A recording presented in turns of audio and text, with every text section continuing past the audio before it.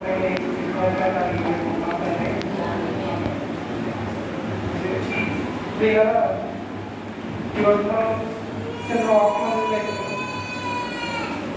ఈ వాకింగ్ అంటే మనకి ఈ భూమి మీద మనకి దేవుడు ఎన్నో అవకాశాలు ఇచ్చాడు. మనం బ్రతకడానికి ఇచ్చిన దేవుడు ఈ అవకాశాలు ఎందుకు ఇస్తున్నాడు? మనం ఈ భూమి మీద బ్రతికి ఉన్నామంటే ఒక కారణం అంటూ ఉన్నది. మనం ఈ భూమి మీద బ్రతుకుతున్నామంటే ఏదో మనకి డబ్బులుంది, మన దందేవం కలిపి మనం ఏదో పని చేసుకుని ఆ పని చేసుకుంటే వచ్చిన డబ్బులతో మనం తింటున్నాము అని అనుకోవడం పొరపాటు. అర్థమైనా? కాకపోతే ఈ భూమి మీద మనం బ్రతకడానికి ఒక కారణం అంటూ ఉంది. ఆ కారణం ఏంటి? అసలు మనం బ్రతకడానికి కారణం ఏంటి? మనం పుట్టడానికి కారణం ఏంటి? మనం పుట్టి తర్వాత చేయవలసిన పని ఏంటి? తర్వాత చచ్చిపోయిన తర్వాత మన జీవితం ఎలా ఉండదో అని చెప్పింది ఈ పరిశుద్ధ గ్రంథం. అర్థమైనా? అయితే ఈ పరిశుద్ధ గ్రంథంలో దేవుడు ఏమని కోరుకున్నాడో మనం చదువు.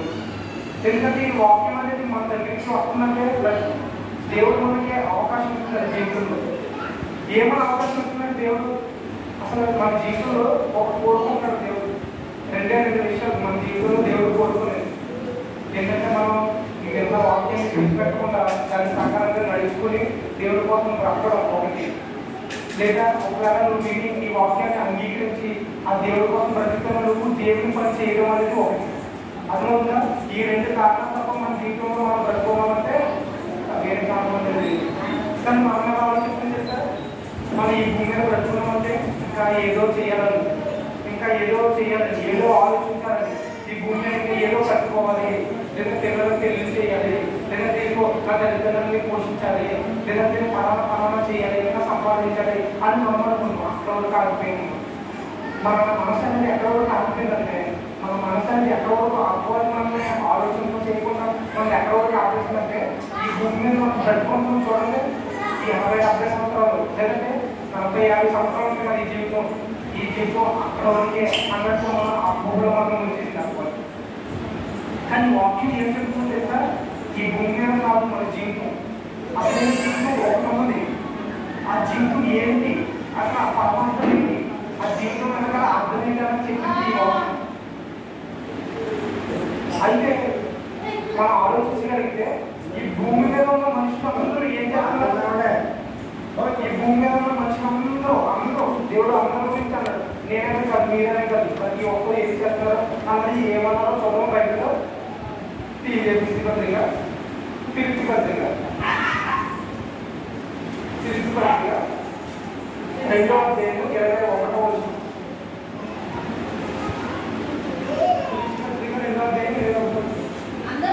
అందరూ తమ సొంత కార్యములనే చూసుకుంటున్నారు కానీ యేసుక్రీస్తు కార్యములు అందరూ మీదనే కాదు, నేనే కాదు, లేదంటే పరమ వాళ్ళనే కాదు, అందరూ ఏం చేస్తున్నారంట?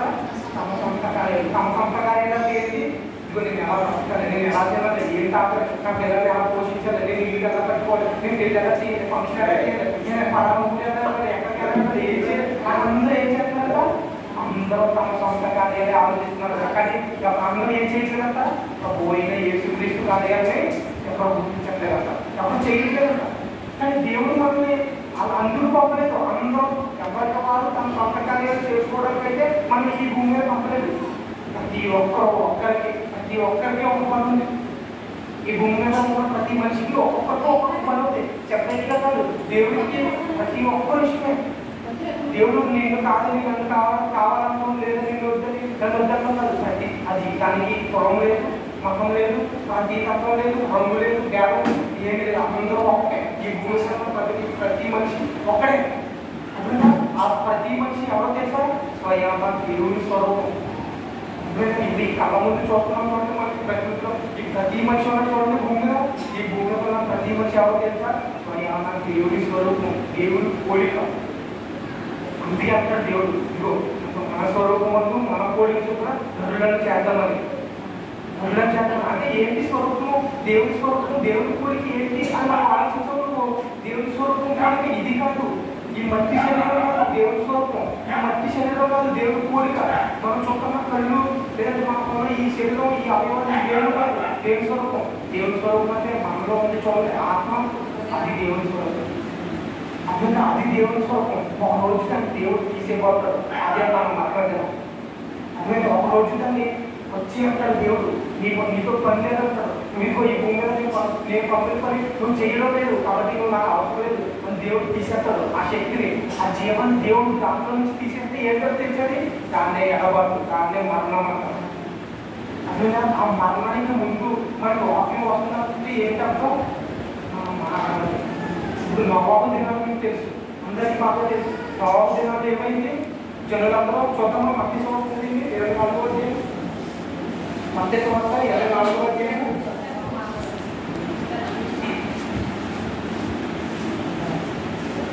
మధ్య సంవత్సరం 24వ అధ్యాయం. ఒక్క నిమిషం.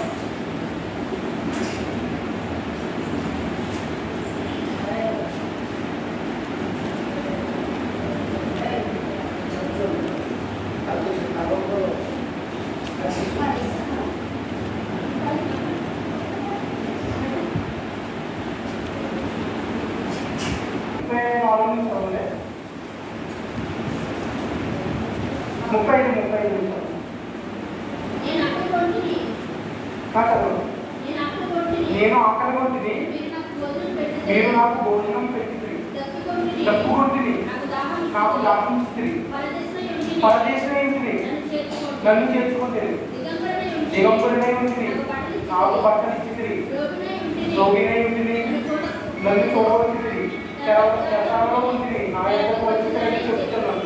ఇది ఎవరి నుంచి చెప్తున్నా దేవుడు కింద చదవండి, ఇంకా చదవండి. అందుకు నీతిమంతులు ప్రభువా, ఎప్పుడు తండ్రి ఎప్పుడైతే మీరు అనుభవంలో, ఎప్పుడైతే మీరు వస్తీయులై ఉన్నారు, ఎప్పుడైతే మీకు ఇవన్నీ మేము ఎప్పుడు చేసాం అని ఎవరంటారంట? నీతిమంతులు అంటారంట. ఇప్పుడు నవాబు దినాలు ఏం జరిగిందో తెలుసా? జలప్రయాణం ముందు జనులు తినుచు, త్రాగుచు, సంతోషించు, వారి ఇష్టం వచ్చినట్టు ఉన్నారు. నవాబు దినాలు జనులందరూ అలాగే ఉన్నారు. అయితే జనులందరూ అలాగే ఉన్నారంటే ఏంటంటే ఎవరైతే అక్కర్లో ఉన్నారో, ఎవరైతే ఆకుతో ఉన్నారో, ఎవరైతే సహాయం కావాలనుకున్నారో వాళ్ళందరికీ వాళ్ళు ఏం చేయలేదు, సహాయం చేయలేదు. అందుకే దేవుడు వాళ్ళందరినీ ఏం చేశాడు? నాశనం చేశాడు. ఇప్పుడు చేసేది ఈ భూమిలో అనుకుంటారు, అరే మీరు వద్దురా, మీరు ఏంటో ఎలా ఉన్నారు, మీరేంటో నేను ఎందుకు కదా నేను పంపిన కారణం ఏంటి, మీరు ఉన్న బ్రతికేది, మీరు బ్రతుకున్న బ్రతికేది అని దేవుడు వాళ్ళు ప్రశ్నించారు. కానీ వాళ్ళు ఏం చేశారు తెలుసా?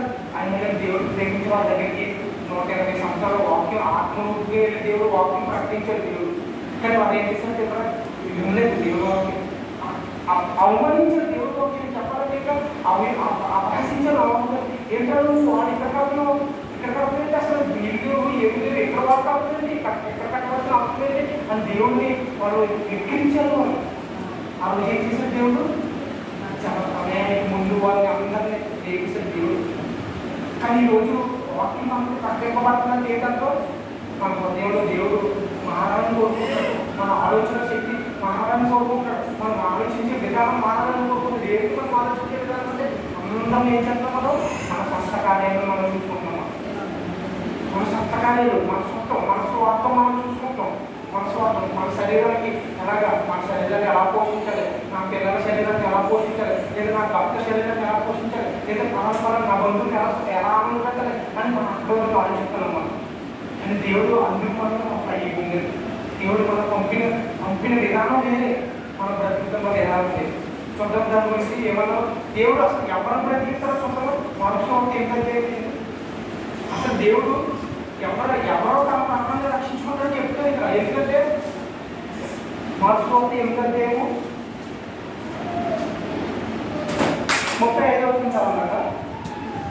మనుషులు తన ప్రాణమును రక్షించకపోవాడు దానిని పోగొట్టుకొను, దాని నిమిత్తము సువార్త నిమిత్తము తన ప్రాణమును పోగొట్టుకునేవాడు దానిని రక్షించుకును. తన ప్రాణమును రక్షించుకోకపోవడం ఏం చేయకూడదు? తన ప్రాణాన్ని ఎవరైతే రక్షించుకోవాలి, తన ప్రాణాన్ని ఎలా అయితే పోషించుకోవాలి, తన ప్రాణాన్ని ఎలా అయితే సుఖపెట్టుకోవాలి అని కోరుకుంటారో వాళ్ళ ప్రాణం ఏమైపోతుందంట? పోగొట్టేసుకుంటారంట. కానీ ఎవరైతే తన ప్రాణాన్ని స్వార్థ కోసం, యేసుక్రీస్తు వారి కోసం వాళ్ళ ప్రాణాన్ని పోగొట్టుకుంటారో వాళ్ళ ప్రాణం ఏమవుతుందంటే ఒకరోజు రక్షింపబడతారంట. వాళ్ళ ప్రాణం మాత్రమే రక్షింపబడతారంట. ఎవరైతే తన ప్రాణాన్ని రక్షించుకోవాలని కోరుకుంటారో వారి ప్రాణం పోయి, ఎవరైతే కేవలం అంటే ఈ భూమి మీద మనం పంపినందుకు మనం బ్రతకవలసిన మన కోసం కాదు, ప్రభు అయిన యేసుక్రీస్తు వారి కోసం. మనం బ్రతకవలసిన మన జీవితం కోసం కాదు. ఈ భూమి మీద బ్రతికే ఈ 60-70 ఏళ్ళు కూడా నువ్వు ప్రభువుని తెలుసుకున్న తర్వాత, ప్రభువుని అంగీకరించిన తర్వాత, ప్రభువైన దేవుడు, ప్రభువైన తండ్రి ఇదిగో నా యేసుక్రీస్తు గారిని రక్షిస్తాడు, అతనే నా పాపాన్ని కలుగుతాడు, అతనే నన్ను ఈ పాపం ఈ లోకంలో ఉన్న పాపం నుంచి నన్ను దూరం చేస్తాడు అని తెలుసుకున్న తర్వాత నువ్వేం చేయాలి తెలుసా? నీ ప్రాణాన్ని ప్రభువు పెట్టడానికి చూడాలి, ప్రభు కోసం ఖర్చు పెట్టడానికి చూడలేదు. నీ డబ్బు కానీ ఏదైనా మనం డబ్బు అడిగితే నువ్వు ప్రభువుని, కానీ మనం డబ్బు అడుగుతాం, ఆ డబ్బుని మనం ప్రభువుకి పెట్టాలి. మనం ఆస్తి కావాలి, సంపాదన కావాలి, లేదా ఆరోగ్యం కావాలనుకుంటాం, కానీ తండ్రి ఇదిగో మీ సేవలో ఎంత ఆరోగ్యం కోల్పోయిన వల్ల నేను కావాలని మనం మీరు అన్నారు. కానీ మనం ఏమనేది తెలుసా? ఈ భూమి మీద కేవలం ఏదైతే అవసరమో మనకి ఈ 60-50 ఏళ్ళు ఏదైతే మనకు అవసరమో అవి మాత్రం పెడతాం. నా ఆరోగ్యం బాగుండాలి, ఇదిగో నేను ఇల్లు కట్టుకోవాలి, నేను పిల్లలకు పెళ్లి చేసుకోవాలి, అంటే నేను పలానా చేయాలి, నేను ఇంకే సంపాదించాలి అనుకోకూడదు అని ఈ భూమి మీద ఏదైతే ఈ భూమి మీద జస్ట్ ఈ 60 సంవత్సరాలు ఎక్కడ వరకు అయితే అవసరమో అక్కడ వరకు అడిగినాం మనం. కానీ మనం అనవలసిన ఎందుకంటే దేవుడు తండ్రి ఇదిగో నేను నా ప్రాణాన్ని మీకోసం పెడతాను, నా ప్రాణాన్ని ఇదిగో మీ స్వార్థ కోసం ఖర్చు పెడతాను, మీరు ఎక్కడికి వెళ్ళమంటారో అక్కడికి వెళ్ళిపోతారు, మీరు ఎవరు చెప్పమంటారో అక్కడ చెప్పేస్తాను, తండ్రి మీకోసం నాకు ఎలా ప్రార్థనలో అలా బ్రతికేస్తాను, అంటే నాకు ఆ పరలోకం ఇవ్వదండి, ఆ పరలోకంలో చిన్న చోటు ఇవ్వదండి అని కోరుకోండి. ఎందుకో తెలుసా? ఆ పరలోకం అనేది నిత్యం, అది పరలోకం నరకం అనేది నిత్యం, అవి నిత్యం. ఇవి కాదు ఈ భూమిలో జీవితం నిత్యం కాదు. ఈ భూమిలో చచ్చిపోయారు ఎంత ఎన్ని వేల కోట్లు సంపాదించినా, కొన్ని 100 కోట్లు సంపాదించినా వాడు ఏదో ఎప్పుడైనా ఒక రోజు ఖాయం మరణించారు. ఆ మరణానికి ముందు బ్రతికే జీవితమే దేవుడికి ఎక్కడ ఉంటుంది. ఆ మరణానికి ముందు బ్రతికే జీవితమే దేవుడు దాన్ని తీసుకుని అమ్మ ఇదిగో నువ్వు నా కోసం బ్రతికోవా, నా కోసం ఆలోచించావా, ఇదిగో నువ్వు నా కోసం పాపం చేయకుండా బ్రతికోవా, ఇదిగో సభాష నీ కోసం పాపం దేవుడు అంటాడు. దేవుడు అంటాడు. కానీ దేవుడు మనమే ఎక్కడ కనిపించింది తెలుసా? అనుభవం ప్రార్థనకి అనుకోండి కదా, సరిపోతుంది కదా, లేదా నీకు సందేహాలు కదా, ఈ 40 రోజులు ప్రార్థనకి వెళ్ళిపోతాం, నేను మానకుండా వెళ్ళిపోతాను, మనం సరిపోతుంది, లేదా నీకు అప్పుడప్పుడు మీటింగ్స్ అంటున్నారు కదా అక్కడికి వెళ్ళిపోతాం, లేదా పలానా మీటింగ్స్ అంటున్నారు కదా అక్కడికి వెళ్ళిపోతాను అని మనం అక్కడ వరకు ఆగిపోయాం. మనం అక్కడ వరకు ఆగిపోయాం, కానీ మనం ఆడుకోవాల్సింది అక్కడ వరకు కాదు. మనం అంతకు మించి అలా ఏంటి, అంతకు మించి అసలు ఏంటి, అంతకు మించి జీవితం మనం ఆలోచించకూడదు. మన ప్రాణం మన కోసం కాదంట, మన ప్రాణం యేసుక్రీస్తు కోసం అంట. ఎవరైతే తన ప్రాణం యేసుక్రీస్తు కోసం సువార్త కోసం పోగొట్టుకుంటారో వారు దాన్ని రక్షించుకుంటారంట. మేము ఎవరో రక్షించుకోవాలంటే ఖచ్చితంగా రక్షించుకోరు. అందుకే అంటారు దేవుడు మన ప్రాణాన్ని రక్షించుకోవాలి అని కోరుకున్నవాడు దాన్ని పోగొట్టుకుంటాడంట. దాని ప్రాణాన్ని ఎవరైతే సువార్త కోసం క్రీస్తు నిమిత్తం పోగొట్టుకోవాలి అని కోరుకున్నాడో వాడు దాన్ని రక్షించుకున్నాడు బాగోదు. ఒకసారి ఆలోచించండి, సింపుల్గా నేను ఒక అడిగితే మీరు చెప్పండి. ఇప్పుడు ఎవరైనా మరణించాలనుకోండి, ఎవరైనా ఈ భూమి మనం ఎన్నో మన చుట్టాలు, మన బంధువులు, మన చుట్టుపక్కల మనం చేసిన ఎవరో చూస్తాం, మన ఇంట్లో చూస్తాం. మనం ఎవరైనా మరణించాలనుకోండి, చెప్తారు మరణించిన వారి దగ్గరికి వెళ్తారు. ఆ మరణించిన వ్యక్తి ఉన్నది కదా, ఆ శవంలో ఉన్నది కదా, లేదా ఆ బొమ్మ ఉన్నది కదా, ఆ బొమ్మ తగ్గుతారా లేదు కదా. ఒకవేళ కాల్చిన లేదా కూర్చిన లేదా అవతల పడేసిన అది ఏమైనా వద్దా కదా. మరి ఏంటి దాంట్లో ఉన్న శక్తి? ఆ ముక్కలాగే ఉంది, ఆ కాళ్ళలాగే ఉంది, ఆ చేతులాగే ఉంది, ఆ కళ్ళలాగే ఉంది, ఆ తలలాగే ఉంది. మరి ఏమైపోయింది? అదే తీసాడు దేవుడు, అదే దాన్ని తీసేసాడు. వద్దు కాదు వచ్చే నీతో పరవట్లేదు, ఇదిగో నువ్వు నా కోసం బ్రతికాలని చెప్పి నేను నీకు పంపదు, ఇదిగో నువ్వు నా కోసం పని చేయక, నా స్వార్థ నిమిత్తం నువ్వు పని చేయక, నీతో పని అవసరం లేదు, నీతో పని అవ్వట్లేదు వచ్చే అని అన్నారు. ఆ బొమ్మ అలాగే ఉండిపోతుంది. ఆ బొమ్మని ఎవరు ఏం చేసుకుంటారో కాల్చుకుంటారో కూర్చుకుంటారో లేదంటే పాటు పెట్టుకుంటారో ఏదైనా చేసుకుంటారో, కానీ దీంట్లో ఉన్న ఆ శక్తి ఉన్న చూడండి, ఆ ఆత్మ ఉన్న చూడండి, ఆ తీసేసిన చూడండి, ఆత్మకి బాధ, ఆత్మకి బాధ. అందుకే ఆ శవం కాల్చిన కూర్చిన ఏం మాట్లాడకుండా నిర్మాణంగా ఉంటుంది. కానీ వాతావరణం పెడతారు, దానిలో నుంచి తీసే చూడండి ఆ ఆత్మకి బాధ, ఆత్మకి బాధ. దేవుడు మనం లేదో నార్మల్గా అందరినీ దేవుడు మనం లేదో ఒక రోబోలాగా లేదంటే ఒక జంతువులాగా మనం చేయాలి. ఆలోచించే విధానాన్ని శక్తిని మనకు ఇచ్చిన దేవుడు. ఆలోచించండి ఒకసారి చెప్పే ఈ మాట ఒకసారి ఆలోచించండి. ఎందుకంటే ఈ వాక్యం ఎలా చూడాలో చూస్తారా? ఫిబ్రవరి పత్రిక 4వ అధ్యాయం, ఈ వాక్యం ఎలా చూడాలో చూస్తారా? చూడండి, ఫిబ్రవరి పత్రిక 4వ అధ్యాయము 12వ వచనం, 4వ అధ్యాయం 12వ వచనం. ఎందుకనగా దేవుని వాక్యము జీవమై బలము గలదై రెండంచుల గల ఎటువంటి ఖడ్గం కంటేను వాడిగా ఉండి ప్రాణాత్మలను ఈగను ములుగులను విభజించినంత మట్టుకు దూరుచు హృదయం యొక్క తలంపులను ఆలోచింప శోధించుతున్నది. అంటే ఈ వాక్యం ఏం చెప్తుందో తెలుసా? మొత్తం శరీరంలో ఉన్న అంతా వెళ్ళిపోతుంది. ఈ వాక్యం మనలోకి వెళ్ళిపోయి ఏం చెప్తుందో తెలుసా? ఆలోచించేస్తున్నాను. ఈ వాక్యం, ఈ శక్తి గల వాక్యం ఆలోచించేస్తుంది. అందుకే ఇదిగో మీరు విని మిమ్మల్ని మీరు మోసం చేసుకోకండి, దాని ప్రకారంగా ప్రవర్తించడానికి ప్రయత్నించండి. దాని ప్రకారంగా వాక్య ప్రకారంగా వాక్య ప్రకారంగా ప్రవర్తించడానికి, అంటే మనం వాక్య ప్రకారంగా జీవించాలి. వాక్యం వినడం చెప్పడం కాదు, పాడడం కాదు, అసలు చెప్పడం కాదు. నేనైనా ఎవరైనా ఈ భూమి మీద ఏ మనిషి అయినా కానీ ఎన్ని ప్రార్థనలు చేసినా, ఎన్ని వాక్యాలు చెప్పినా, ఎన్ని పాటలు పాడినా సరిపోదు. దాని ప్రకారంగా మనం జీవించాలి. ఈ భూమి మీద ఈ వాక్య ప్రకారంగా మనం నడుచుకోవాలి. అది దేవుడు కోరుకుంటాడు. అందుకు పడతాడు ఈ భూమి మీదకి. ఈ వాక్యం ఏం చెప్తాక ఇటువంటి వాటిగా రెండంచుల కడతామంట. దూసుకెళ్ళిపోతాడు ఆ హృదయంలోకి, తలంపులోకి ఆలోచించేస్తాడంట. ఇదిగో నిజమే కదా, నేను అందుకు కలుగలా పుట్టింది, ఇదిగో నేను నా కోసం కలుగలా పుట్టింది, ఇదిగో నేను అవునా, నేను నా ప్రభుని ఏసుక్రీస్తు కోసం నేను బ్రతక ఈ భూమి కదా బ్రతికి నేను ఇదిగో పర్లోకం పొందాలా, పొందాక ఏంటి ఆ శాశ్వత జీవితం నాక, ఈ నరకం నిలబడక, ఈ నరకం మన కేటలో ఉండక, ఈ నరకం అంత దారుణం ఉండక అని నువ్వు ఆలోచించాలి. ఈరోజు అని నువ్వు ఆలోచించాలి. అందుకే ఈ వాక్యం మీకు ఈరోజు మీకు వినపడుతుంది. ఎందుకంటే ఇదిగో దేవుడు వాక్యం మనలో నుంచి ఆత్మ అనేది తీసేసి ముందు ఏం చేద్దాం తెలుసా? గొడ్డలి చెట్టు వేరున్నది, గొడ్డలి చెట్లు వేరున్నది. అంటే ఆ వేరులో చెట్టు, ఆ గొడ్డలి ఏం చేద్దామో తెలుసా? తీసేయగలడు దేవుడు, ఆ చెట్టుని తీసేయగలడు. కానీ ఏం చేస్తాడో తెలుసా? తీసేసి ముందు ప్రభువా నాకు ఒక అవకాశం ఏముందండి, తోటమాల అంటాడు, ప్రభు నాకు ఒక అవకాశం ఏముందండి, ఆ చెట్టు చుట్టూ తవ్వి ఏరియాలి. అంటే ఏంటి? వాక్యం అనేది మనకు నిలబడుతుందంటే గొడ్డలి మన చేతి మీద ఉన్నట్టు. అంటే మన మరణం దగ్గరలో ఉన్నట్టు. దగ్గరలో ఉన్న ఈ మరణాన్ని మనం దూరం చేసుకోవడానికి ఏం చేయాలి తెలుసా? నువ్వు వాక్య ప్రకారంగా బ్రతకడం నువ్వు మొదలు పెట్టాలి. ఈరోజు వాక్య ప్రకారంగా నడుచుకోవడం మనం మొదలు పెట్టాలి ఈరోజు. ఎందుకంటే దేవుడు ఏం చేద్దాం తెలుసా? ఆ ఎన్ని వేసినా, అంటే వాక్యం ఎంత వేసినా, ఎన్నిసార్లు వినిపించినా నువ్వు అదే జీవితం, మళ్ళీ అదే జీవితం. ఆదివారం రావడం, సోమవారం నుంచి శనివారం నీ పనులను చూసుకోవడం, నీ పక్కన చేయడం, నీకు ఇష్టం వచ్చినట్టు బ్రతకడం, ఈ లోకం గురించి బ్రతకడం, ఇదే చేసావు. దేవుడు ఏం చేసేస్తాడు తెలుసా? ఆ శక్తి ఆత్మ తీసేస్తాడు దేవుడు. అంటే నిన్ను ఎగబాసేస్తుంది. నీ శరీరం, నీ ఆత్మ ఎందుకు విడిపోతాయి. ఆ విడిపోయినప్పుడు నీ ఆత్మ ఏం చేస్తారు తెలుసా? ఆ నరకంలో నీ ఆత్మ కొడుకు చావదు, పండ్లు కొడుకుతా ఏడుతూ ఉంటుంది ఆత్మ. అంత అవసరం మనకి అలాంటి జీవితం అవసరం. వద్దు మనకి దేవుడు అలాంటి జీవితం వద్దని మనకి ఈ వాక్యాన్ని పరిశీలించారు. ఈ వాక్యాన్ని విడిపిస్తున్నారు. ప్రతి దగ్గర ఈ వాక్యం కట్టెప్పబడుతుంది. ప్రతిమైన వాక్యం కట్టెప్పబడుతున్నది ఏంటి అర్థం? దేవుడు మనకి బ్రతకాలని కోరుకుంటున్నాడు. మన దేవుడు బ్రతకాలని కోరుకుంటున్నాడు. ఖచ్చితంగా మనకి దేవుడికి ఎంత ప్రేమో తెలుసా? మనకి మనకి చాలా ఇష్టం తెలుసు.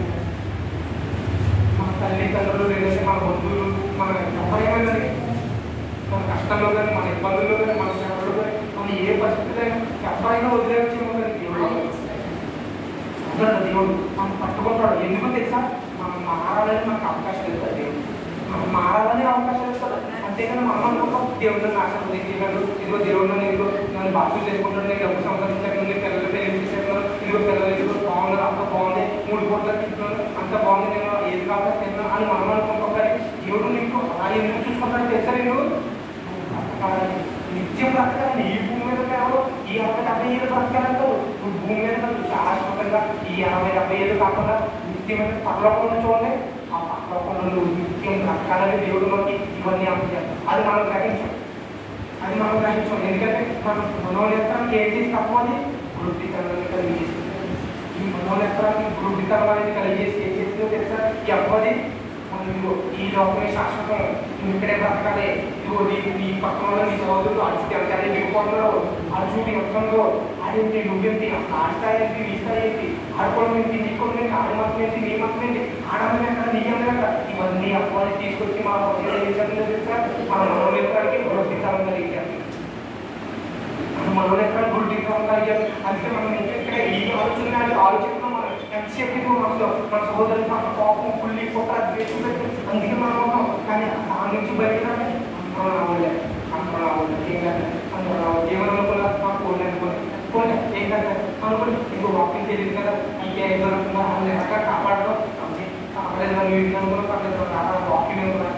అర్థం చేసుకోవాలి, ఆ దేవుడి కోసం బ్రతకడానికి ప్రయత్నించాలి అని చెప్పగలగాలి. మనం తీసుకురావాలి మన పిల్లలు కానీ, మన తల్లిదండ్రులు కానీ, మన భర్తలు కానీ ఎవరైనా ఒక యాక్సిడెంట్లో ఇబ్బంది పడుతున్నారంటే మనం నవ్వుతాం, ఆలోచించి మనం నవ్వుతాం, సంతోషంగా ఉంటాం.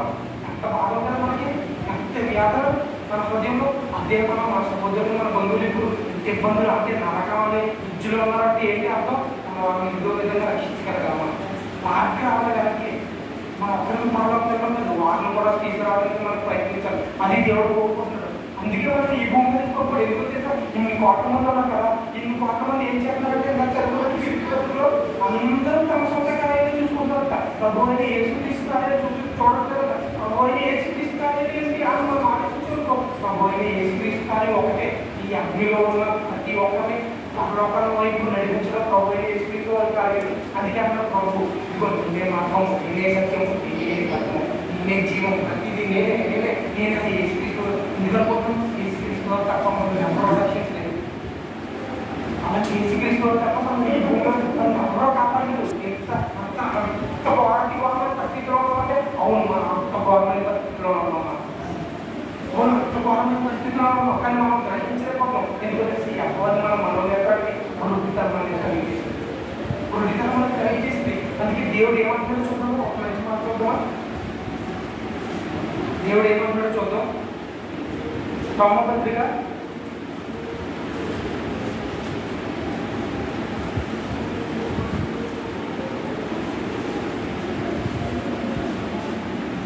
8వ అధ్యాయము 22వ వచనం.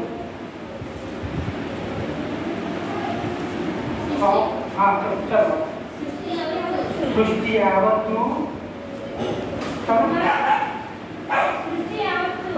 యావత్తు ఇది వరకు ఏకగ్రీవంగా ములుగుచు అసౌలేదన పడుచున్నదని ఎలుగుతుంది. సృష్టి యావత్తు అంటే ఈ ప్రపంచం అంతా ఏమవుతుందంట?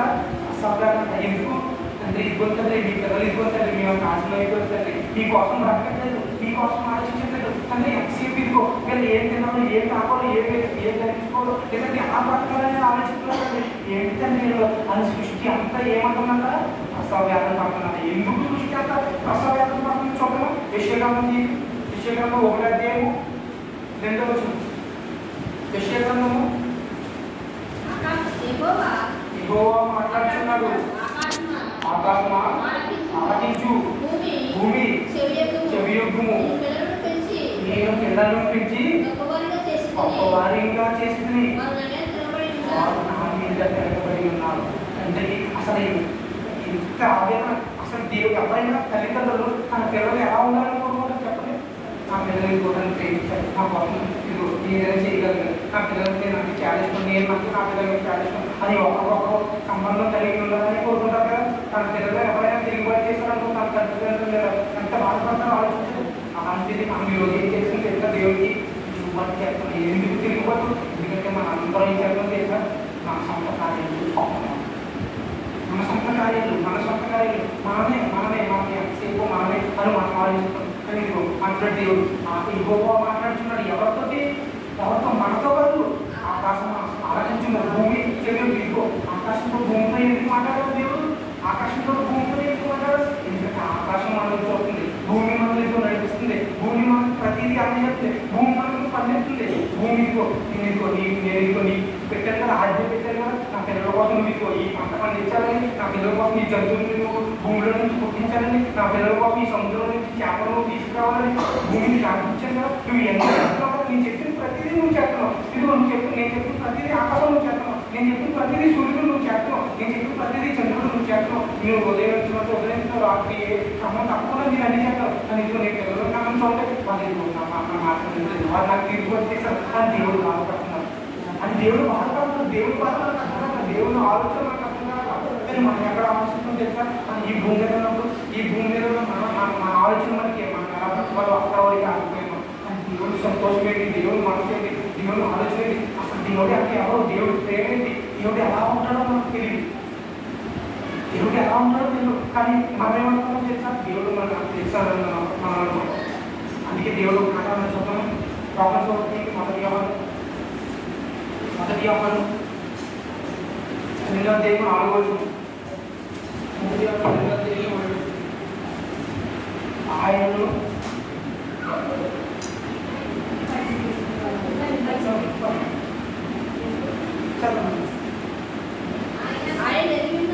ఆయనను ఎరిగిన్నానని చెప్పుకోవచ్చు. ఆయన ఆజ్ఞలను కైకొనని వాడు దేవుడు. వారిలో సత్యం లేదు. సత్యం అంటే వాక్యం లేదంటే వాళ్ళు. అందుకే మనం ఎలా ఉందిస్తాం. అందుకే మనం సంతకాలు ఏర్పడుకుంటున్నాం. మనలో సత్యం లేదు, మనలో వాక్యం లేదు. కానీ మనం అందరూ చెప్పుకుంటాం. మనం ఆయన తెలుసని చెప్పుకుంటాం. దేవుడు నాకు తెలుసు, దేవుడు నా కోసం ఇవన్నీ చేశాడు, దేవుడు నా కోసం ఇవన్నీ చేశాడు అని మనం చెప్పుకుంటాం. కానీ దేవుడి కోసం నేనేం చేయాలి? దేవుడు అంటే ఎవరు? దేవుడి గురించి నేనేం చేయగలను అని ఆలోచించలేదు మనం. అదే మనకు వచ్చిన పొరపాటు, అదే మన జీవితంలో మనం చేసే పెద్ద పొరపాటు. అదే మనం అందుకే మనం ఆలోచించట్లేదు. మన జీవితంలో దేవుడు ఎంతో పెద్ద ప్రణాళిక చేసుకున్నాడు. మనం దాన్ని గ్రహించలేకపోతున్నాం. మనం దేవుడు దానికోసమే, అందుకే ఆకాశంతో చెప్తున్నాడు, అందుకే ఈ భూమిలో చెప్తున్నాడు. నేను పిల్లల కన్నాను, నేను వారు నా మీద తిరుగుబడి చేశారు, నా మీద తిరుగుబడి చేశారు, వారు నా మీద తిరుగుబడి చేశారు. అసలు ఈ భూమిని, ఈ ఆకాశాన్ని, ఈ సముద్రాన్ని, ఈ ప్రతిదీ, ఈ సూర్యుడి చంద్రుడు ఎవరు తెలుసా? దేవదూతలు. మా సేవకులైన దేవదూతలు. ఇలాంటి దేవదూతలు మనకు సేవ చేయడానికి ఏర్పరిచిన ఈ దేవదూతలతో చెప్పుకోవాల్సిన అవసరం ఏంటి చెప్పండి? అంత దౌర్భాగ్యం స్థితి ఎందుకు దేవుడిని? ఎందుకు తెలుసా? మనం మాట మనం మాట వినకుండా మనం ఏం చేస్తాం తెలుసా? ప్రకటన గ్రంథం 3వ అధ్యాయం, ప్రకటన గ్రంథం 3వ అధ్యాయం 5వ వచనం.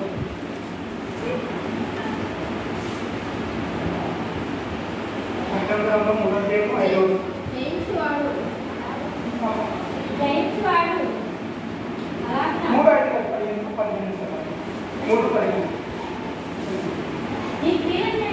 నీ ప్రియులను నేను ఎరుగుదును, నీవు చల్లగానైనను వెచ్చగానైనను లేవు.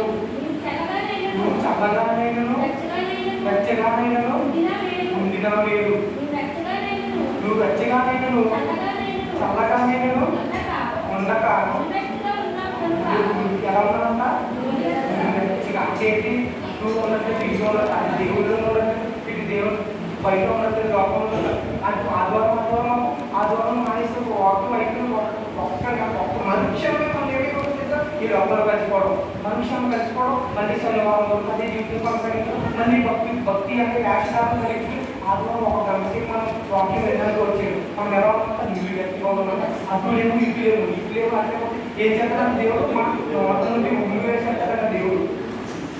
తన లోపల నుండి ఉమ్మి వేసాడు అంటే ఏంటి? చర్చించడం. నువ్వు నాకు వచ్చరా, ఓకే, నువ్వు నాకు పిల్లడు అసలు నీకు అనవసరంగా కావాలి, నేను అనవసరంగా కావాలి. దానికి ఆ యెషయా తీసుకురా ఒకసారి. యెషయా మళ్ళీ అదే ఒకటి అధ్యాయం, యెషయా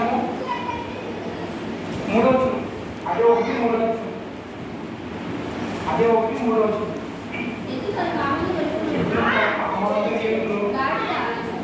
గాడిద తన సొంత వాణి దొరికి ఎద్దు తన కామాంధుని.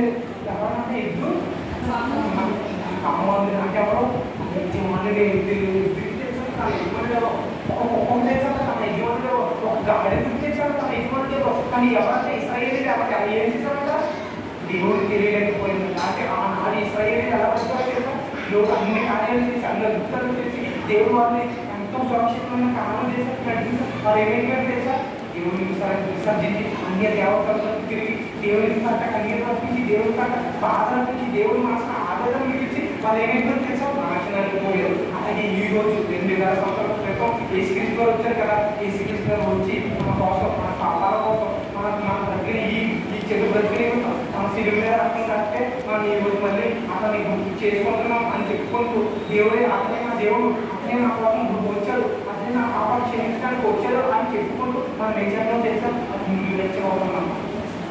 ఇల్లు వెచ్చగా అంటే అసలు ఉన్నట్టు ఇల్లు ఉన్నట్టు అది కావాలి, ఇది కావాలి, దాంట్లో చేపెడతాం, దీంట్లో చేపెడతాం. దేవుడు అది కావాలి, ఇది కావాలి, అది మన ఆలోచన, అది మన ఆలోచన నిజం. కానీ దేవుడు ఏమనుకుంటాడో ఎవరైనా చెప్పండి ఒకసారి ఆలోచించాలి. తల్లిదండ్రులు అక్కడ ఉన్న తండ్రి, ఇక్కడ ఉన్న తండ్రి అంటే ఎక్కడ ఉంటున్నా కూడా పూర్తిగా అవునా అవన్నీ పెట్టి తండ్రి అయిన దేవుడు అంటే ఎవరో మనం చూసే ఈ ప్రకృతి, ఈ భూమి మీద మన జంతువులు, పక్షులు, చేపలు, లేదంటే ఈ భూమి మీద మొక్కలు, చెట్లు, పండ్లు, తర్వాత ఏవైనా ఈ భూమిలో ఏవైనా, అలాగే ఉన్న ఆకాశంలో ఉన్న నక్షత్రాలు, చంద్రులు, సూర్యులు, ఆకాశం ఇంకా మనకు కనిపించలేదు. అదే కనిపించని ఎన్నో ఉన్నాయి.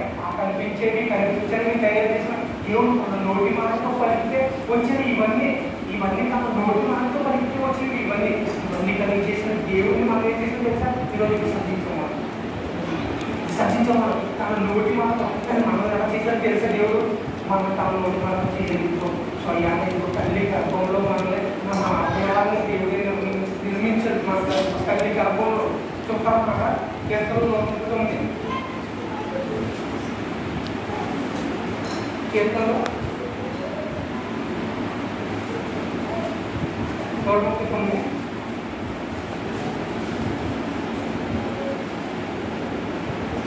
16 నేను పిండములై ఉండగా ఈ కన్నులు నన్ను చూచెను.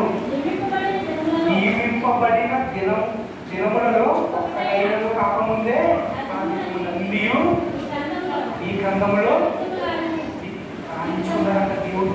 ఇది గ్రంథంలో దేవుడి గ్రంథంలో గ్రంథంలో అంటే మన పిల్లలు ఎప్పుడు తెలుస్తాం? మన తల్లి గర్భంలో నుంచి బయటకు వచ్చిన తర్వాత నల్లగా ఉన్నాడా, తెల్లగా ఉన్నాడా, ఎలా ఉన్నాడా, పొట్టోడా, లేదంటే లావుగా ఉన్నాడా, బొద్దుగా ఉన్నాడా, లేదా అమ్మాయి అబ్బాయి, ఇవన్నీ చూసి మనం ప్రేమించడం మొదలు పెడతాం మన పిల్లలు. కానీ దేవుడు ఎక్కడాక పిండంగా ఉన్నాడు, పిండంగా ఉన్నాడు, లావుగా ఉన్నాడు, ఆకారం ఉన్నాడు. అప్పటి నుంచి దేవుడు మనం ప్రేమించి నియమింపబడిన దినములు అంటే ఈ దినం నీ కోసం చెవులు చేశారా, నీ కోసం కళ్ళు చేశారా, నీ కోసం కాళ్ళు చేశారా, నీ కోసం చేతులు చేశారా, నీ కోసం ఇంకో తల చేశారా, నీ కోసం నీ శరీరంలో ఉన్న ప్రతి అవయవం చేశారా అని చెప్పి దేవుడు తన గర్భంలో కాచుకుని నేను ఎలా చేశాను కదా, నీకు నీ అవయవాలు ఇచ్చాను కదా, నీ శరీరాన్ని పూర్తిగా ఎలా ఉంటుందో అలా చేశాను కదా, నేను నా కోసం బ్రతకరా అని దేవుడు మన ఈ భూమి మీద మన గురించి ప్రయత్నిస్తున్నాం. ఈరోజు ప్రతి నిమిషం మనం చూడాలనుకుంటారా? ప్రతి నిమిషం మనం చూడాలి దేవుడు. ప్రతి నిమిషం మనం ఇప్పుడు ప్రార్థన చేస్తున్నప్పుడు దేవుడు వెళ్తాడు అని అంతేకరంతో మనం పాపం చేస్తాం. దేవుడు అన్నాడు చూడడానికి ఉంటారా? పాపం చేస్తున్నప్పుడు కూడా దేవుడు అని ఏమనుకుంటాడు తెలుసా? అని ఇందుగా పాపం చేయరా అని దేవుడితో మనలో ఆత్మగౌరవాన్ని ఆపుతానికి ప్రయత్నిస్తారు. కానీ మనం ఏం చేద్దాం తెలుసా? ఒకసారి పర్వాలేదు తప్పలేదు అని మన పాపాన్ని కోడిగడతాం. దేవుడి కన్నా కన్నీరు వస్తాం. కానీ దేవుడికి అదే మిగులుతుంది, మనకి ఇచ్చేవాళ్ళకి అదే మిగులుతుంది దేవుడికి. చూడండి, అంటే మనుషులు అందరూ అదే చేస్తారు. కానీ క్రైస్తవులుగా క్రైస్తవులు కూడా ఏం చేస్తారు తెలుసా? దేవుడిని ఎవరైతే క్రైస్తవులని పిలబడతారో, ఎవరైతే విశ్వాసాలను పిలబడతారో ఏం చేస్తారో తెలుసా? చూద్దాం. మొదటి కొరింథీ పత్రిక 15వ అధ్యాయం 19 ఈ జీవితకాలం మట్టుకే మనము క్రీస్తునందు నిరీక్షింపబడిన వారమైతే అందరికంటే గౌరవం. అంటే ఏంటంటే ఈ జీవితకాలం మట్టుకే మనం ఉంటుంది. ఈ జీవితకాలంలో ఎలా వరకు ఎలా తాగాలి, ఎక్కడ వరకు మనం బ్రతుకున్నాం. అది నాకు ఆరోగ్యం కావాలి, ఈ జీవితకాలం మట్టుకే పనిచేస్తుంది. అంటే నాకు ఉద్యోగం కావాలి, అది ఈ జీవితకాలం మట్టుకే పనిచేస్తుంది. అంటే నేను ఇల్లు కట్టుకోవాలి, అది ఈ జీవితకాలం మట్టుకే. నీ పిల్లలకి పెళ్లి చేయాలి, అది ఈ జీవితకాలం మట్టుకే. మనం ఎలా బ్రతుకున్నామన్నా ఈ జీవితకాలం మట్టుకే బ్రతుకుతున్నామంట, అమ్ముతున్నామంటే ఏ. కానీ దేవుడు ఏం చెప్తారు తెలుసా? ఈ జీవితకాలం వల్ల నేను చచ్చిపోయిన తర్వాత చూడు, అది అసలు జీవితం వల్ల ఆ జీవితం కోసం నువ్వు బ్రతకాలా, ఆ జీవితం కోసం నువ్వు మారాలా, ఆ జీవితం కోసం నువ్వు కనిపెట్టాలి. అందుకే నేను పంపింది అని దేవుడితో మన ఈ జీవితాలు మట్టికి బ్రతికి ఏమంటున్నారా? మనుషులు అందరికంటే ఈ భూమి మీద ఎవరైతే మనుషులు ఉన్నారో 850 కోట్ల మంది ఉన్నారు మనుషులు అని మనం అనుకుంటాం. ఆ 850 కోట్ల మంది మనుషులు కంటే మనం ఎవరన్నమాట అయితే నమ్ముతున్నాం, ఏసుక్రీస్తుని నమ్ముతున్నాం అని చెప్పిన వాళ్ళు అందరూ ఏమంట ఎందుకంటే మనం ఈ జీవితకాలం మట్టికి కావాలి నమ్ముతున్నాం. అవునా? ఈ జీవితకాలం మట్టికి కాదు. కానీ నేను ఈ రోజు మీకు చెప్పాను, నేను నమ్మాల్సింది ఏసుక్రీస్తుని కానీ అంటే నేను దేవుడు కానీ పరిశుద్ధాత్మలు కానీ ఈ జీవితకాలం మట్టికే కాదు. నాకు నేను పక్కకు రావాలి ఇప్పుడు అంటే దేవుడు మాట్లాడతాను నాకు తెలియదు అని చెప్పాను. తండ్రి మీరు మీ వాక్యం ద్వారా మీ వెంటనే గల వాటి గల కట్టుకున్న ద్వారా నా హృదయంలో నాటుకుపోయేదంటే మీరు ఈరోజు అంటే ఈ వాక్యం నా హృదయంలో నేను అందించుకున్నాను కదండి. ఈ వాక్యం ఎప్పటికీ నేను తీసివేయదు. ఇది అపవాది నా మనోగత గుర్తికాలను కలిగి చేసిన నేను అపవాదాన్ని ఎంత శోధించాను. ఈ వాక్యం అనేది నేను దీన్ని తొలగించిందంటే ఈ వాక్యం నా హృదయంలో ఎంచుకునే అంటే ఇదిగో ఈ జీవితకాలం మట్టికే కాదు, నేను అర్పించిన నా పర్వతోకి నేను మీకోసం ఆ పర్వతం కావాలంటే అని మీరు అడగలించాలి. ఇంకా ఈ సాధించి ఖచ్చితంగా అడగాలి. అదే కావాలి మనకి. ఎందుకంటే ఈ కాలంలో ఎక్కడ మనమైతే 50 సంవత్సరాలు, ఈ 50 సంవత్సరాల తర్వాత మన అనంతకాలం అంటే ఒకవేళ మనం 50 సంవత్సరాలు బతుకునుకో, 50 సంవత్సరాలే నడకనుకో పర్వాలేదు, పోతే కదా 50 సంవత్సరాలు, ఒకవేళ 500 అనుకున్నా పర్వాలేదు, ఒకవేళ 5000 అనుకున్నా పర్వాలేదు, కానీ ఒక టైం అంటూ ఉన్నది. కానీ టైం అంటూ లేని అనంతకాలం నరకం, అనంతకాలం పర్లోకం, అలాంటి పర్లోకం నరకం మనం ఉన్నాయని విశ్వాసంతో నమ్మాలి. మనం విశ్వాసం బట్టి ఈ పర్లోకం ఉంది, నరకం ఉంది. అయితే నీకు ఈ రోజు మొదలైతే నేను పర్లోకం వెళ్తాను, నరకం వెళ్తాను, ఒకవేళ పర్లోకం వెళ్తే ఓకే హ్యాపీ, ఓకే మంచిదే, మీకు అంత విశ్వాసం ఉంటే మంచిదే. అంత విశ్వాసం మీకు ఎలా ఉంటుందో తెలుసా? నేను ప్రతి ఆధారం వెళ్తున్నాను, బియ్యం సందా వేస్తున్నాను, బియ్యం వెళ్తున్నాను, దేవుడికి ఇదిగో పలాపలం వేస్తున్నాను, ఇవి చేస్తే పర్లోకం వెళ్ళిపోతాను. ఎవరు 100% ఎవరు ఇవి చెట్టే ఎవరు ఏవి చెట్టే వెళ్తారో తెలుసా? చూడండి, యోహాను సువార్త 9వ అధ్యాయము 31వ యోహాను సువార్త 9వ అధ్యాయం 31వ దేవుడు పాపుల మనవి ఆలకింపడు. అంటే దేవుడు ఎవరు మనం ఆలకించారంట? పాపుల మనవి. అంటే మనం ఎలా ఉన్నాము? పాపులు మరి ఎవరు మనం ఆలకించారంటే దేవుడు కింద ఉన్నది ఎవడైనను దేవభక్తుడయ్యుండి ఆయన చిత్తము చెప్పున జరిగించి వాడైతే వాడి మనం ఆలకించారంట దేవుడు. పాపులు మనం ఆలకించారంట. మనం ఎలా ఉన్నాం ఇప్పుడు? పాపులుగా అంటే పాపులుగా ఉన్నాం. మనం పరలోకం వెళ్తామని ఎలా అనుకుంటున్నామో ఆలోచించండి, ఒకసారి ఆలోచించండి.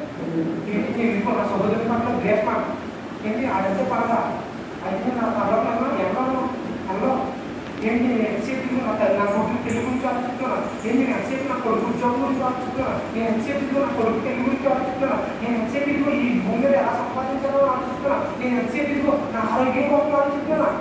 అయితే నేను నా పర్వాలేదు ఫిక్స్ అయిపోయాను. మీరు ఫిక్స్ అయిపోయారు. కానీ మీరు ఒకవేళ నిజంగా ఒకవేళ మీకు అవకాశం వచ్చి మీరు ఈ రోజు మీకు వాక్యం నిలబడుతుంది, ఈ రోజు మీ వాక్యం హృదయంలో కష్టం, మీరు ఈ వాక్యం 2 అంచెలు కూడా ఈ కష్టం మీ హృదయంలో నాటిపోతుంది. ఈ రోజు అంటే మీకు ఈ రోజు దేవుడు అవకాశం ఇస్తారు. ఏది మీకు నువ్వు మారాలి, ఇది కాదు ఇంకో నేను వీటి కోసం కాదు మారవలసింది, వీటి కోసం కాదు క్రీస్తుని నమ్మవలసింది, వీటి కోసం కాదు నేను ఈ భూమి మీద బ్రతకవలసింది. అది జీవితం అసలు ఏంటి? జీవితం అసలు ఏంటి? జీవితం ఏంటి అని ఆలోచన చెప్తుంది. ఏం చెప్తుంది? పాపులుగా కాకుండా నువ్వు ఎలా ఉండాలంట? దేవుని భక్తులు ఉండాలంట. దేవుని భక్తులు దేవుని ఆజ్ఞలను పాటించుకోవాలంట. అప్పుడే నీ వాక్యం ఏమవుతుందంట? అప్పుడే నువ్వు నీ వాక్యం నీ ప్రార్థన అనేది దేవుడు పెట్టాడంట. అప్పుడు వరకు వెళ్ళా ఎవడో దేవుడు ఏం చెప్తారు తెలిసి అప్పుడు వరకు చూద్దామా? అప్పుడు విరాపవాక్యం విరాపవాక్యంలో 3వ అధ్యాయము 8వ వచనం. విరాపవాక్యంలో 3వ అధ్యాయం 8వ వచనం. నేను ప్రతి హాని వేడుకొనినను నా ప్రార్థన వినపడకుండా నా చెవి మూసుకొని దేవుడు ఏం చెప్తారంట? మనం ఎంత బ్రతిమాలో కదా తండ్రి ఇదిపోతుంది, నాకు ఇది కావాలి, అది కావాలి, కావాలి కావాలి అని ఎంత బ్రతిమాలో దేవుడు ఏం చెప్తారంట? మరి మొదటిసారి లేదు వీటి ప్రార్థన మొదటిసారి ఆయన చెప్పుడు నువ్వు చేసుకున్నారా? దేవుడు మూసుకోవాలి.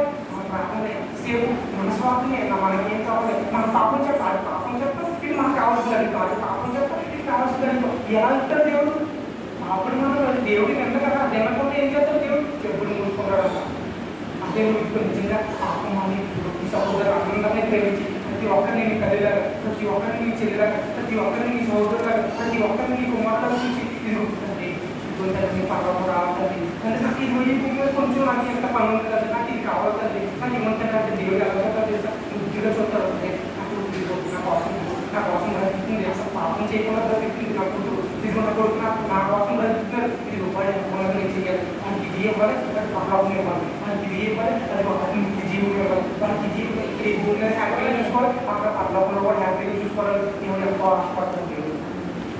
దేవుడు ఎంత ఆశపడతాడు? అదే నువ్వు పాపంతో నీ మనసులో నీ సహోదరుని పక్కన నీ మనసులో నీ సహోదరుని పక్కన నీ మనసులో ప్రతి ఒక్క ఆలోచన బూతులు లేదంటే నీ మనసులో ప్రతిదీ ఇవన్నీ పెట్టుకుని నువ్వు నీ ఒక బూతు నీ బూతు లేదంటే నీ ఆలోచన అన్నించే కావచ్చు, ఈ లోకమైన ఆలోచన పెట్టుకుని నువ్వు దేవుని కోసం రచించుకొని నేను ప్రతి ఆపాలో అవుతున్నాను, సమయాత్రలో వీకెంట్లో నీ పాలనలో లేదు పలానా చేస్తున్నాను, టీ కాస్తున్నాను, పలానా లేదు గుడి గుర్తున్నాడు, శుభ్రం చేస్తాడు అని నువ్వు అనుకున్నావు. దేవుడు ఎవరితో చేశా? వాస్తవం మాట్లాడి నిజమైన మాట్లాడి ఇదే నిజమైన పాపం, ఇదే అదే నిజమైన విడుదల వాడికి అవకాశం. అందుకే ఇది ఏం చేయాలో తెలుసా, ఎవరిని నోరెత్తనో తెలుసంటే ఇది నిజమైన వాక్యం. నిజమైన వాక్యం. అందుకే ఇది అధికారంతో కూడిన బాడీ.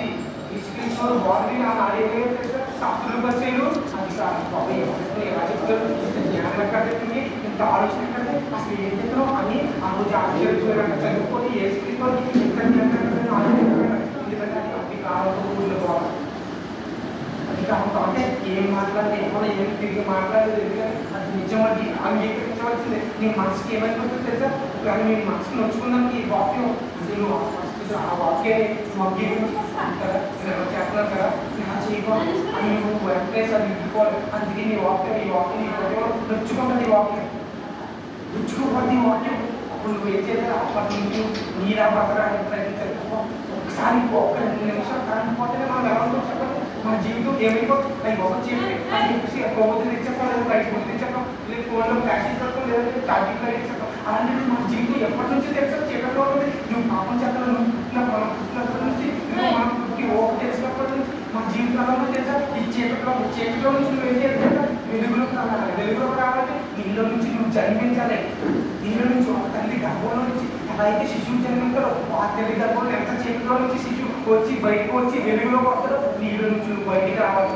నీళ్ళ నుంచి రావాలి బయటికి. ఇదిగో ఇంటికి ఇప్పటివరకు ఎలా బ్రతకాలి, ఇంటికి ఇప్పటివరకు ఆలోచించాలి, ఇంటికి ఇప్పటివరకు ఇంటికి ఎన్ని చిన్న ఆలోచనలు బ్రతకాలి. ఈ చీకటి అనే దాని నుంచి నేను తొలగిపోయి వెలుగులోకి రావాలి. వెలుగులోకి రావాలని ఈ వాక్యాన్ని నేను చేత పట్టుకోవాలి. ఈ వాక్యాన్ని నేను నేర్చుకోవాలి. ఈ వాక్య ప్రకారంగా నేను నడుచుకోవాలి అని నీలో నుంచి నువ్వు బయటకు రాగలగాలి. అది అప్పుడు నువ్వు మరలా జన్మించినట్టు, అప్పుడు నువ్వు మానవలసిపోతున్నట్టు, అప్పుడు నువ్వు దేవుళ్ళకి వచ్చినట్టు, అప్పుడు నేను దేవుడు అంగీకరిస్తాను. అప్పటి వరకు నువ్వు క్రైస్తవుడు కాబట్టి క్రైస్తవుడు అని పేరు పెట్టుకున్నావు, ఒక దేశదారిని మనం.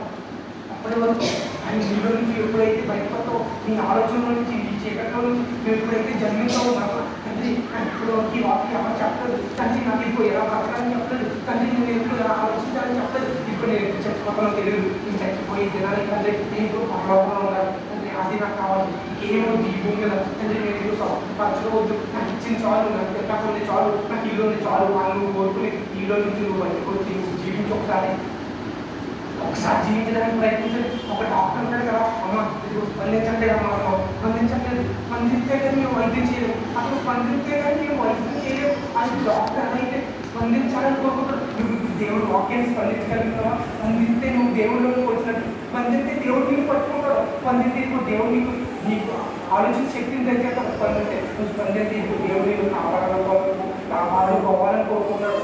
అంటే స్పందించబట్టి నీ పాపాన్ని విడిచిపెట్టి నువ్వు బయటికి రావాలి. నీ పాపాన్ని విడిచిపెట్టి నువ్వు బయటికి రావాలి. అది దేవుడు కోరుకునే ఆలోచన, అది దేవుడు కోరుకునే ఆసక్తి. అది దానికి ఆలోచించాలి. మనం దాని గురించి మనం ఆలోచించాలి. అది మనం దాని గురించి ఆలోచించాలి. ఇంకా మన రోజులో ఏం చేద్దామన్నమాట మన సత్కాలు ఏదైనా మనం ఆలోచించుకుంటాం. కానీ దేవుడికి అది కాదు ఇష్టం. దేవుడికి అది కాదు ఇష్టం. దేవుడు అడుగుతుంది. దేవుడు ప్రతి ఒక్కరికి మనసున్నాం. ప్రతి ఒక్కరికి దేవుడిలో ప్రతి ఒక్కరికి మనసు ఉంది కదా. ఆ మనసు ఇచ్చిన తండ్రి దేవుడే కదా, అతని ద్వారానే కదా మనం వచ్చు. అలాంటి అతను మనసు ఇచ్చిన అతను ఆలోచించే ఆలోచించే శక్తిని జ్ఞానాన్ని ఇచ్చిన అతనికి మనసు ఉండాలి కదా, అతనికి మనసు ఉండాలి కదా, అతనికి ప్రేమ ఉండాలి కదా, అతనికి ఆలోచన ఉండాలి కదా, అతని కోరికలు ఉండాలి కదా.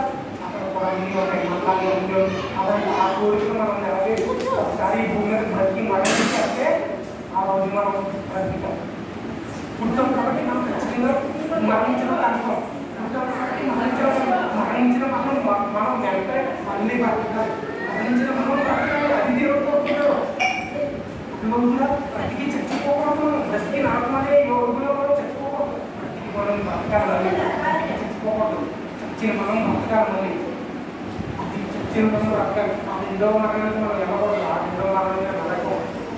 ఆ మరణానికి వెళ్ళకూడదని దేవుడు జీవం ప్రయత్నం ఎన్నో విధాలుగా మనం కాపాడుకోవాలి. ఎన్నో విధాలుగా వాక్యం అనేది మన చేతులు వేసుకుంటాడు. కానీ మనం ఎంత నిర్లక్ష్యం చేస్తాం చేసే వాక్యం ఏంటంటే తెలంగా వాడతాం, ఇంకా భోజనం పెట్టలేదు, లేదంటే పిల్లలకి ఇంకా అన్నం పెట్టలేదు, అన్నం పెట్టేది పెడతాం కావచ్చు. ఈ వారం నేను వాక్యం వెళ్ళలేదు, లేదంటే ఈ వారం ఇది చేయలేదు, అర్థం చేయలేదు. వాక్యం అనగా అన్ని వదిలిపెట్టి మనం వెంటనే వచ్చే వాక్యం ఇది ఎక్కడ ఉందని నిజమైన వాక్యం ఎక్కడ ఉందని నువ్వు గ్రహించాలి. ఆ గ్రహించి ఆ వాక్యం దగ్గరికి వచ్చి కూర్చోవాలి. ఈ రోజు ఈ వాక్యం అంటే నేను ఎలా మాట్లాడను, ఈ వాక్యం ద్వారా నేను ఎలా నా జీవితాన్ని చదివేసుకోగలను, ఈ వాక్యం ద్వారా ఇప్పుడు నేను అలాగే ఎలా ముందుకు వెళ్ళాలని నువ్వు ఆలోచించగలరు. అది వాక్యం అంటే. ఆ ఆ వాక్య ప్రకారం నడుచుకోవడానికి మనం జీవించాలి. అర్థమవుతుందా?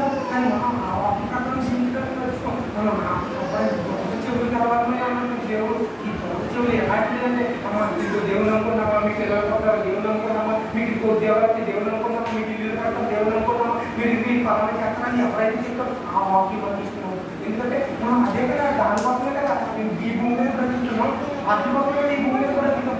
అతి కోసం బ్రతుకుతున్నాం. మనం అవి ఇస్తాము, అవి ఇస్తే దేవుడు ఇదిగో దేవుడు ఇస్తారమ్మా మీరు వస్తే అని చెప్తే మీరు ఏం ఇస్తారో అంగమ్మా అని దేవుడు అమ్మా కాదమ్మా ఈ కాదమ్మ శాస్త్రం ఈ భూమి మీద ఉన్న జీవితం కాదమ్మ శాస్త్రం ఈ పక్కలో భూమి మీద తర్వాత బ్రతితో చూడు, బ్రతికిన తర్వాత నువ్వు ఎంతో చూడు, బ్రతికిన తర్వాత అక్కడమ్మ శాస్త్రం జీవితం ఆ పర్వతం చూడుకున్నామా అని చెప్పేది వాక్యం అని నేను చెప్తాను.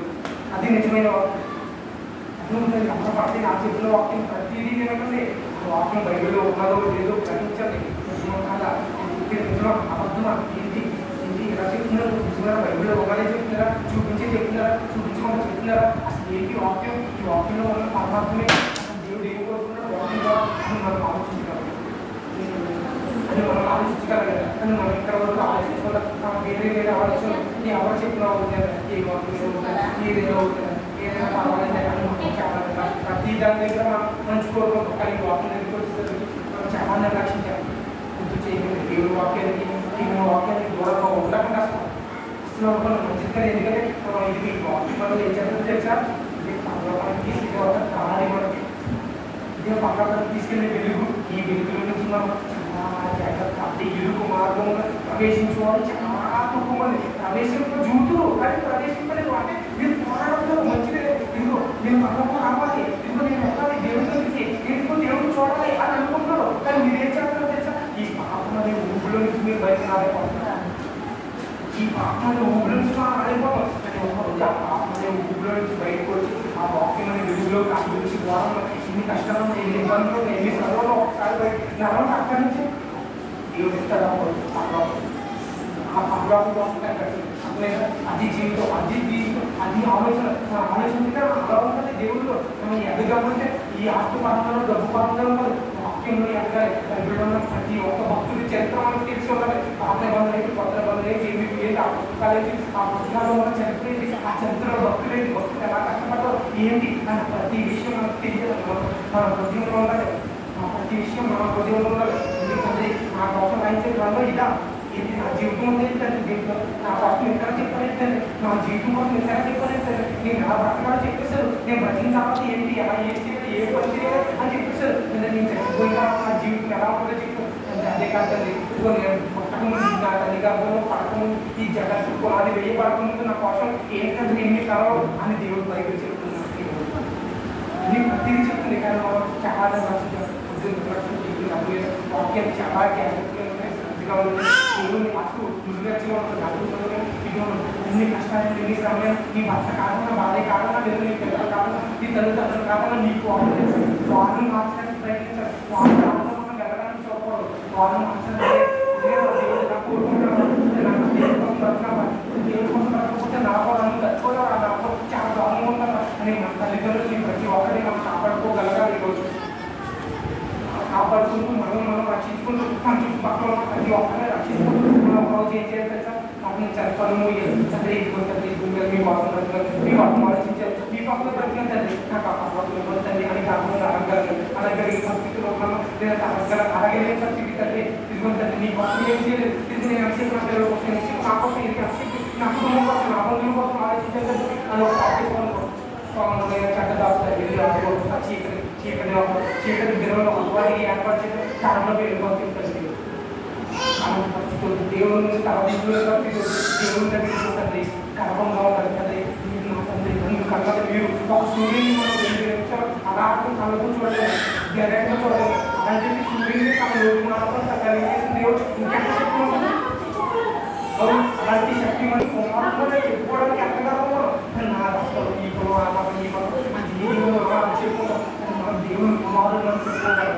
దేవుని కుమారుడు స్వయంగా చెప్పుకోలేదు. పుట్టింది నా కన్న తండ్రికి పర్వతంలో నా కన్న తండ్రికి ఈ ఆకాశం భూమి సముద్రం ప్రతిదీ చేసింది నా తండ్రి నువ్వు చెప్పుకోగలగాలి. చెప్పుకుని అక్కడ వెళ్ళిపోవడం నా తండ్రి దగ్గరికి నేను పాపం చేయకుండా అయితే నా తండ్రి దగ్గరికి వెళ్ళిపోవడం నువ్వు చెప్పుకోగలరు. అది నీ జీవితం, అది మా జీవితం.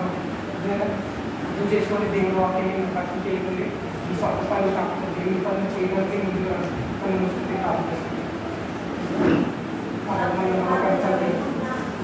తండ్రి చిన్న అవకాశం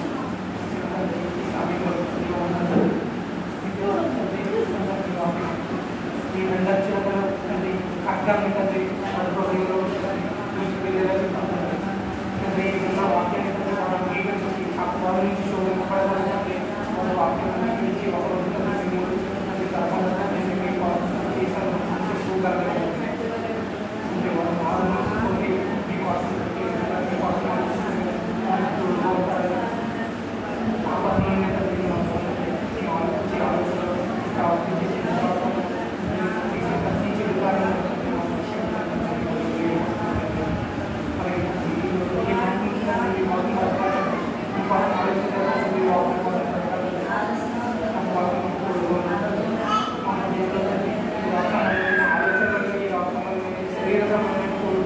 కలిగి ఆలోచన ఉండాలని